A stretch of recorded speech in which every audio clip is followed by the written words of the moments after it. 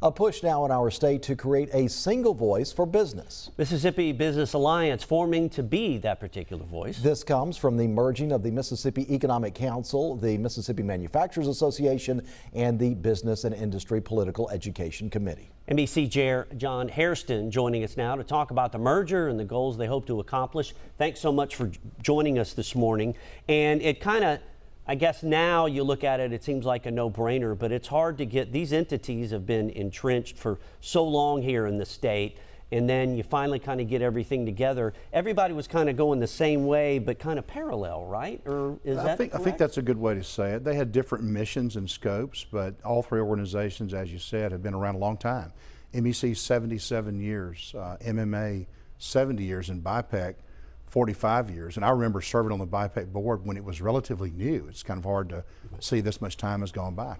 So why is there the need now? Mississippi in the last several years has had great success attracting industry to the state. How much more success do you feel like on this united front can there be? Fair question and a good question.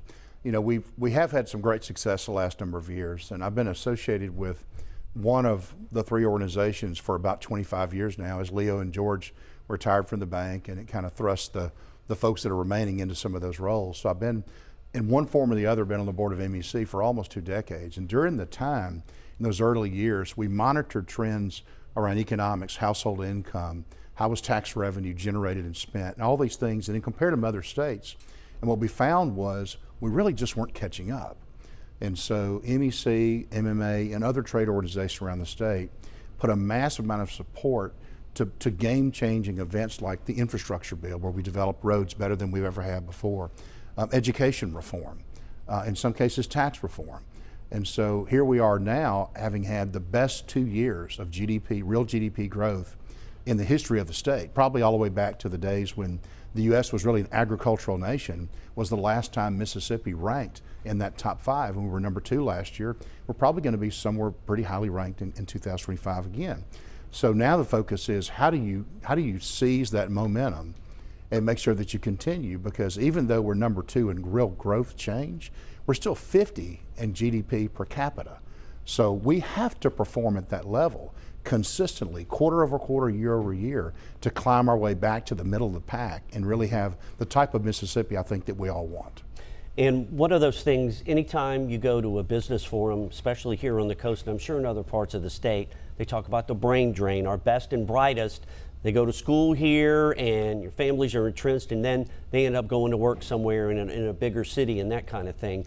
Does that kind of play into some of this merger, everybody kind of having the same thoughts on those type of things? Yeah, the issues are under a pretty big tent, right. And how that all generated was the brain drain, as it's called, the degree of workforce engagement being less than it needed to be, and it's different in different parts of the state. The coast does really well, but not everywhere in the state do we have the same degree of employee engagement and workforce engagement like we do here. And so the thought was to try to improve the whole state. And so we have 1,100 members between all three, the largest business organization in the state that's now forming up as what we now call the MSBA. And so we hired a firm called TSG out of Tallahassee to ask the question of all of our members and policy and legislative people, how does the business community do our part to move the needle in transforming our future a generation or 2 ahead? And so we had those listening sessions everywhere across the state. Hundreds of people actually participated in that. And we took every word that was said and recorded it and then plotted it on one piece of paper, where the size of the word and its proximity to the center of the page was driven by how many times that word was said.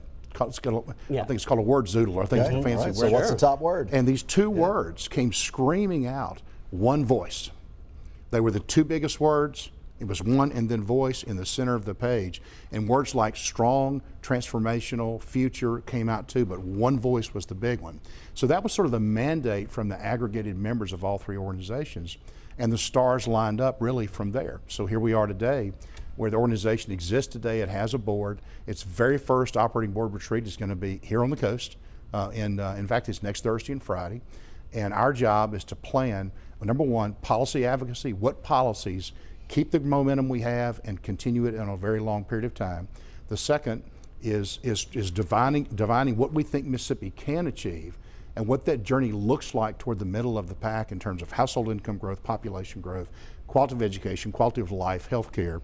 And then third is elections and political accountability, making sure that we're sending the people to Jackson, statewide or in the legislature, that understand those facts, interpret them correctly, and are prepared to make those tough decisions that create the environment that we can actually get Mississippi in a much better position than we are today. Okay, so speaking with one voice now to the state legislature, what's at the top of the wish list for this year going into the legislative session, do you think?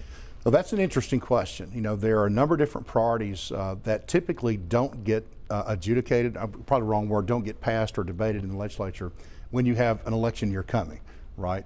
You don't really have bold moves at this time of the day, or at this time of the session, but the primary goal we'd like to have is to understand what do we have to do to create the policies that then we will have the politicians support. And really, until we have that conclave next week, we're not going to actually come out with any of those premium items. But the one that I would expect is going to be in the top three is having an economic development framework that is empowered by the legislature with access to making commitments and access to funds to win employers of note across the state to generate job opportunities. So those kids, either they won't leave in the first place or they'll choose to come back when the window opens for them to actually come back and raise their families here. Growing opportunities, that is the name of the game right now. And John Hairston, good to see you, and great things happening with the bank always. You continue to grow so big.